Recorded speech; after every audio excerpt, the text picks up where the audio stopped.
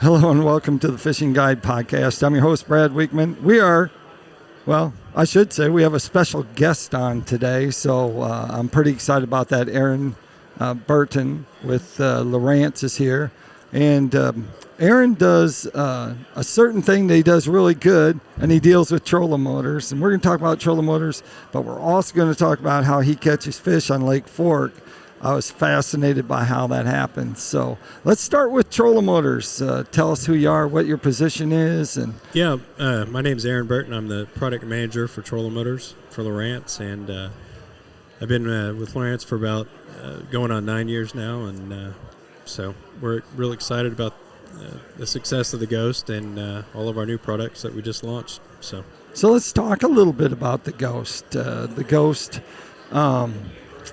Tell us power. Talk about power. What does it have for power, and how does that work? I think there's two different voltage you can run that on. Yeah, the Ghost. We designed a brushless motor for it that runs on both 24 and 36 volts. Some of the big benefits. It's got a lot of power, and it's extremely efficient, and it's very quiet under the water. And then, one of the other benefits of brushless is that it has zero sonar interference. So wow.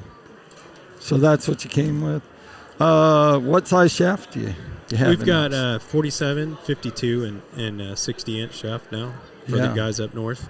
So let's break it down into the head of that and all the functions that come from that head. It's a crazy looking head. It's not your normal looking head, is it?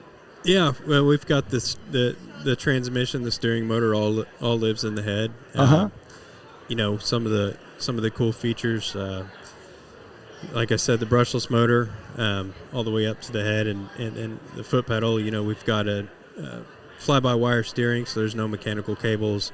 Right. And we've added something that's cool called the flip switch, which allows you to move your momentary switch to the left or right, depending on if you've come from Motor Guide or Minn Kota in the past. We've also got programmable buttons on that, and so you can program it to control your power poles or mark a waypoint. And the trolling motor itself has all the GPS functionality and anchor lock, and its ability to do autopilot functions as well. So that's pretty cool. You have that all figured out.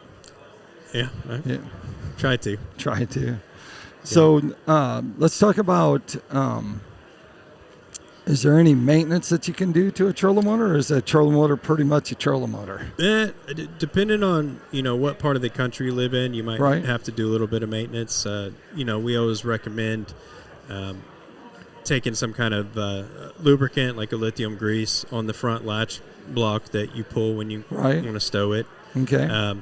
As well as, you can use a dry lube on some of the bushings up front and on the back of the mount, just to keep things nice and quiet. And, okay.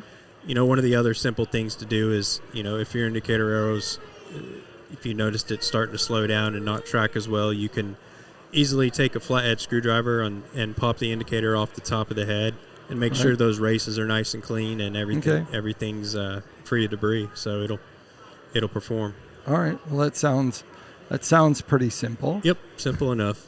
So I know that there's a nose cone that comes with the Ghost trolling motor. Talk about what comes with it, and if there's optional sonar transducers you can add to that. Yeah, so the Ghost comes with an HDI nose cone out of the box. One of the cool things we wanted to do with the Ghost is to offer an interchangeable nose cone system that's easy for the consumer to switch your sonar technologies out.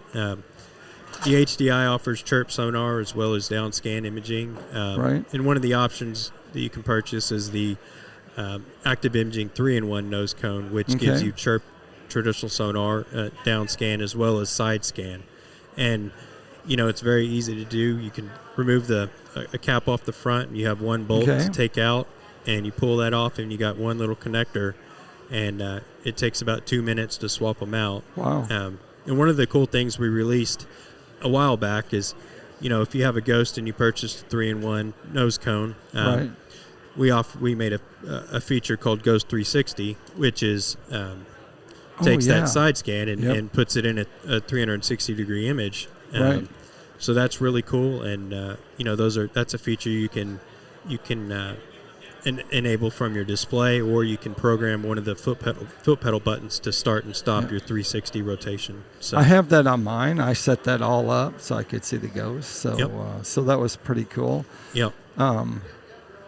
Let's talk a little bit about Lowrance has some different views that they've come up with.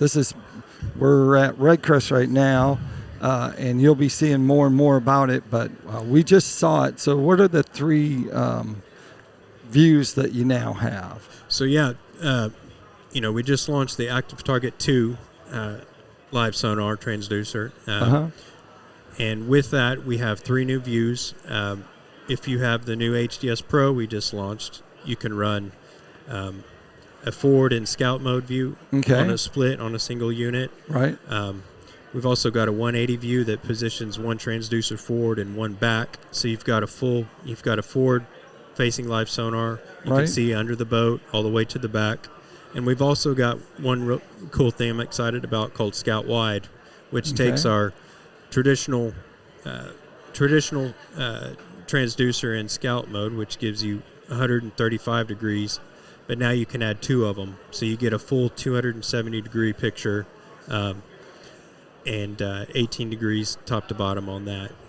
And that's when you take your forward transducer and you're turning them sideways. So real excited about those. Some great views that are there, and just released, just to be able to see more about them probably later on. And then that takes us to the point of fishing, because you can't just sit there and think about trolling motors and electronics all day long. Got to go fishing, right? Oh yeah. And so the other evening, Aaron was telling me all about how he was catching them down on Lake Fork, and the water was stained, and how he was able to find them. And after about 35-40 minutes, we decided, man, we just need to do a podcast show, and tell people like how he was doing it. And so tell us how you're doing that. Yeah, so I take a trip down to Lake Fork every year about this time or April, to search for bed and bass and try to catch a double-digit fish. And last year we were there. There'd been a lot of rain, and Fork was down about 6 feet. Right. And we had 0 sun, so sight fishing was completely out of the equation. So the first day we got there, I decided to run that ActiveTarget in scout mode. Right.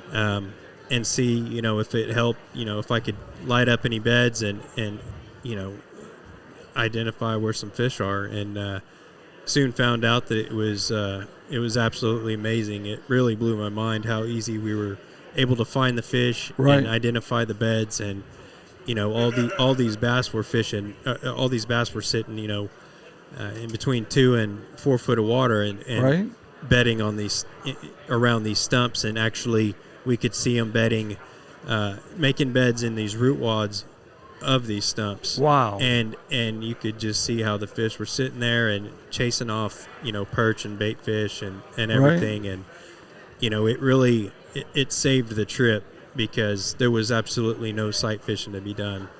So, and with that, we were able to sit there and locate and stare at, 8 to 10 pound fish, for 4 days. And it was truly an amazing experience. So So is that applicable, when it comes to scout view? Will people, besides maybe even spawning fish, will they be able to use that view? Oh yeah, Oklahoma, Grand Lake. I know you guys are around that way. Yeah. So one of my favorite things to do is use Scout View when I'm throwing a jerkbait, or also I really enjoy using it when I'm throwing topwater, because you'll see fish come from nowhere and come to your bait. It's really good for a lot of power fishing applications. Where you're fan casting, whether you're fan casting at targets, trying to bump a crankbait or spinnerbait off a stump or whatever it may be. Also, when you're chasing bait, a lot of times, obviously, you want to know where those shad are schooling up, and it makes all of that really, really easy. And this year we've also come out with a shallow scout bracket, and the shallow scout bracket actually goes on the top of the lower unit itself, and it's got a much narrower it's basically a flat, straight out view, which is going to allow you to utilize that scout view and see much further in under 10 foot of water. Wow. So it's once people start really using Scout more often, right, they'll find that it truly is a game changer in a lot of situations. And you also had the ActiveTarget 2 came out. So you had ActiveTarget, and now you got ActiveTarget 2. Tell us a little bit. What's the difference between the original and now the 2? Yeah, so ActiveTarget 2, we've already taken a really good high resolution image, and we've really changed a few things around, which is going to give you a much more consistent bottom and a much better tracking targets, tracking baits at further out ranges, where you're going to have just consistency throughout the image. Right. Before on ActiveTarget 1, sometimes you would get into some situations where you may see the bottom go from real hot to have a dark spot to back to hot.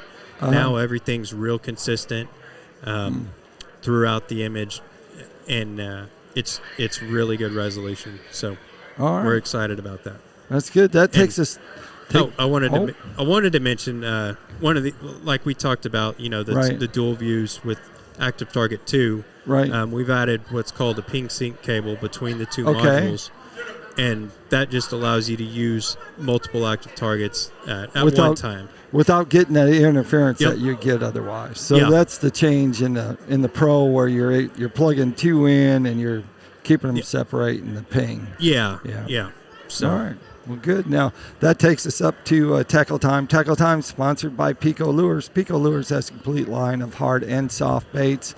Any kind of big old bass that live down there in Texas, and you're catching them on the Scout wide, and you're looking at them, they got something you can pitch into them, or they got bass jig heads.